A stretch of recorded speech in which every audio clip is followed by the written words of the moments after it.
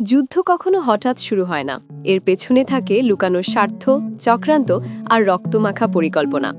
মানুষ ভাবে যুদ্ধ মানে শুধু সৈনিকদের লড়াই, কিন্তু বাস্তবতা আরও ভয়ঙ্কর।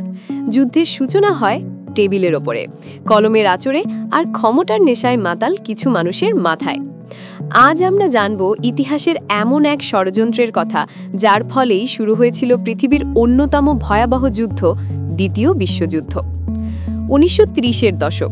জার্মানি তখন প্রথম বিশ্বযুদ্ধের পর ভগ্নপ্রায়, অর্থনীতি ধ্বংস, জনগণ হতাশ।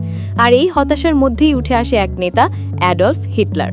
সে প্রতিশ্রুতি দেয়, আমি জার্মানিকে আবার মহান করব। কিন্তু এই প্রতিশ্রুতির পেছনে ছিল এক বিশাল ষড়যন্ত্র, যা সাজানো হচ্ছিল পর্দার আড়ালে। বহু ঐতিহাসিক বলেন, হিটলার একা যুদ্ধ শুরু করেননি। তার পেছনে ছিল বড় বড় অস্ত্র ব্যবসায়ী, তেল কোম্পানি আর কিছু গোপন আন্তর্জাতিক ব্যাংক। তাদের লক্ষ্য ছিল যুদ্ধ থেকে মুনাফা অর্জন। ১৯৩৯ সালে পোল্যান্ডে হামলা শুধু শুরু নয়, এটি ছিল পূর্ব পরিকল্পিত নাটকের প্রথম অধ্যায়। জার্মান সেনারা নিজেরাই এক সীমান্ত পোস্টে হামলা চালিয়ে দোষ দেয় পোল্যান্ডকে। এটি ছিল গ্লেভেটস ইনসিডেন্ট, একটি সাজানো হামলা যা দিয়ে যুদ্ধের অজুহাত তৈরি হয়।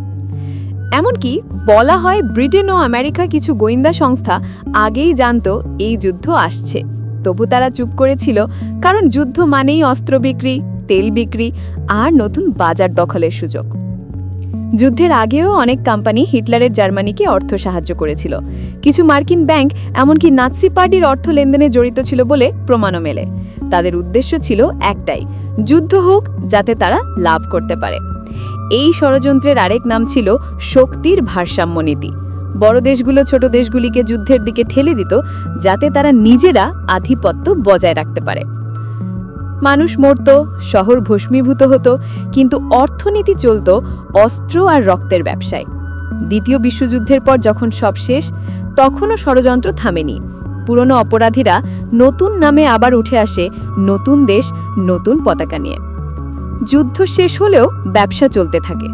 এটাই যুদ্ধের আসল মুখ, যেখানে সৈন্যরা মরেন, কিন্তু যুদ্ধ শুরু করেন যারা, তারা সবসময় বেঁচে থাকেন বিলাসবহুল প্রাসাদে।